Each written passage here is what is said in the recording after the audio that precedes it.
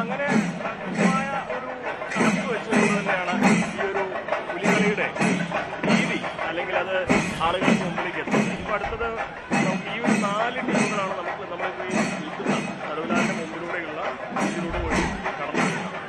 അവിടെ നിന്ന് അഴിയൂരിന് ശേഷം അതുപോലെ തന്നെ സീതാറാമിന് ശേഷം ഈ വഴിയാണ് വരിക. ഇതുവഴിയാണ് കടന്നു വരുന്നത്. അപ്പോൾ ചില സംഘങ്ങൾക്ക് നേരം വൈകിട്ട് അറിഞ്ഞിട്ടുണ്ടെങ്കിൽ നേരം വൈകിച്ചുകൊണ്ട് വരുന്നതിന് അവരുടെ ഈ ഒരു വർണ്ണാഭമായിട്ടുള്ള മുറികളും വർണ്ണാഭമായിട്ടുള്ള ടാബ്ലോകളൊക്കെ അതിൻ്റെ മുഴുവൻ ഭംഗിയോടെ അതിലേക്ക് എത്തണം എന്നുള്ള ഒരു കാരണത്തിലാണ്. എന്താണെങ്കിലും ആദ്യത്തെ സംഘത്തിൻ്റെ ആ ഘോഷയാത്ര അതിലേക്ക് ഓരോ ആളുകൾക്കും നിറഞ്ഞിരിക്കുകയാണ്. അതെ, ഈ ഗ്രൗണ്ടിന് ചുറ്റും ആളുകൾ ഇങ്ങനെ നിറഞ്ഞു നിൽക്കുകയാണ്. ഞാൻ ശ്രദ്ധിക്കുമായിരുന്നു ആ പുലികളുടെ ആ ഒരു സ്റ്റെപ്പ് വെക്കുന്ന അവരുടെ താളമുണ്ടല്ലോ, ഒരേ താളത്തില് അവർ ആ സ്റ്റെപ്പ് വെച്ച് കളിച്ച് ആ ചെണ്ടയുടെ താളത്തില് കളിക്കുന്നത് കാണാൻ തന്നെ എന്ത് ഭംഗിയാണ് അല്ലേ.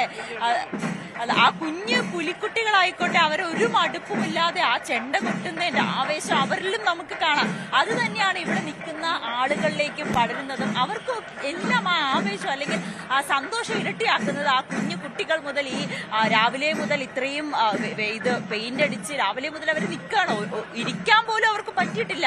2 കമ്പിലും ഇങ്ങനെ കൈ പിടിച്ചുകൊണ്ട് ഇങ്ങനെ നിന്ന അവരുടെ ഒരു ആവേശം അത് ഈ നിൽക്കുന്ന ആളുകളിലേക്കുമൊക്കെ എത്തുന്നത് തന്നെയാണ് വലിയ സന്തോഷവും. നമുക്ക് ഈ ദൃശ്യങ്ങൾ തന്നെ കാണാം. ഈ നഗരം മുഴുവൻ നിറഞ്ഞു നിൽക്കുകയാണ്.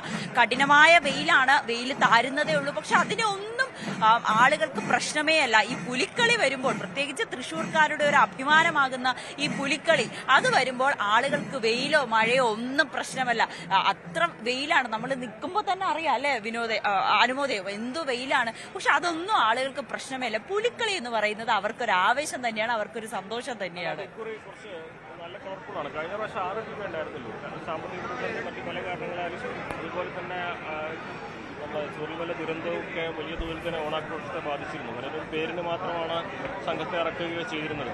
പക്ഷേ ഇക്കുറി ഒരു തരത്തിലുള്ള വിഷമങ്ങളോ ബുദ്ധിമുട്ടുകളോ ഉണ്ടായിട്ടില്ല എന്നത് തന്നെയാണ് സത്യത്തിൽ ഈ പുലിക്കളിയെ ഇത്രയും വർണ്ണാഭമാക്കാനുള്ള ഒരു പ്രധാനപ്പെട്ട കാരണമായിരിക്കുന്നത്. അതിനൊപ്പം തന്നെ നേരത്തെ പറഞ്ഞ പോലെ നല്ല സഹായം എല്ലാ മേഖലയിൽ നിന്നും ഇവർക്ക് ലഭിക്കുന്നു എന്നതും വലിയൊരു ഘടകം തന്നെയാണ്.